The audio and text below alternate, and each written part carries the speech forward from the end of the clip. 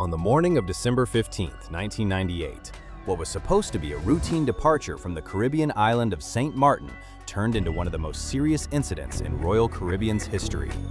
The cruise ship Monarch of the Seas, carrying more than 2,300 passengers, had just left Great Bay near Philipsburg when disaster struck. Instead of open water, the vessel encountered a shallow reef, and within moments, the sound of tearing steel echoed through the hull. Monarch of the Seas was sailing a short Caribbean itinerary out of Port Canaveral, Florida. The cruise included popular stops such as Nassau in the Bahamas and Philipsburg, St. Maarten. On that December voyage, the ship had completed its call in St. Maarten and was maneuvering away from the harbor in the early morning hours when it ran hard aground on a coral reef just outside the channel. The grounding ripped two significant holes in the ship's hull. Seawater began flooding into several watertight compartments, including engineering spaces below the waterline. Thanks to the ship's compartmentalized design and intact watertight doors, the flooding was contained. The vessel quickly developed a noticeable list, but it remained stable. The captain immediately stopped the engines and assessed the damage. Rather than attempting to continue the voyage, the decision was made to return toward calmer waters near the harbor. Tugs were dispatched to assist. The crew activated emergency procedures, sealed off affected compartments, and monitored the situation carefully. Despite the seriousness of the damage, there was no panic on board. Crew members directed passengers to muster stations as a precaution, but a full-scale lifeboat evacuation at sea was not required.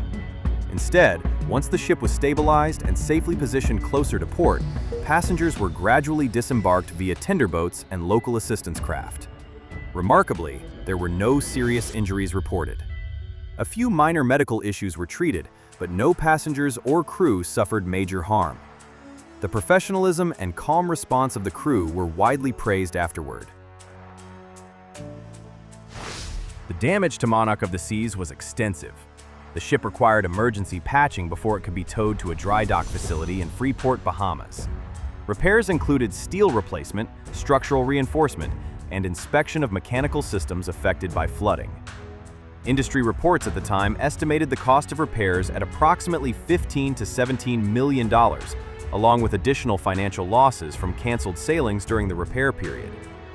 The ship remained out of service for several weeks before returning to operations. Royal Caribbean provided passengers with full refunds for the interrupted cruise. In addition, the company covered travel arrangements home and offered future cruise credits as a gesture of goodwill. While compensation details varied by booking type, the company publicly acknowledged responsibility and moved quickly to maintain customer confidence. Subsequent investigations focused on navigational error. Weather conditions were reported as normal, and there were no extreme environmental factors involved. The grounding was attributed to incorrect navigation while exiting the harbor channel. The incident prompted reviews of bridge procedures and navigational protocols within the company. Although serious, the situation demonstrated the resilience of modern cruise ship construction.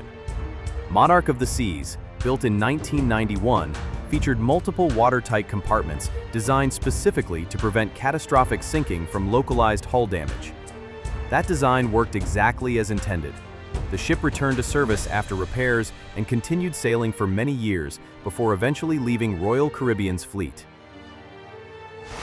When comparing the Monarch of the Seas incident with the 2012 sinking of Costa Concordia, the differences are striking. Costa Concordia struck rocks off the coast of Giglio, Italy, after deviating from its planned course.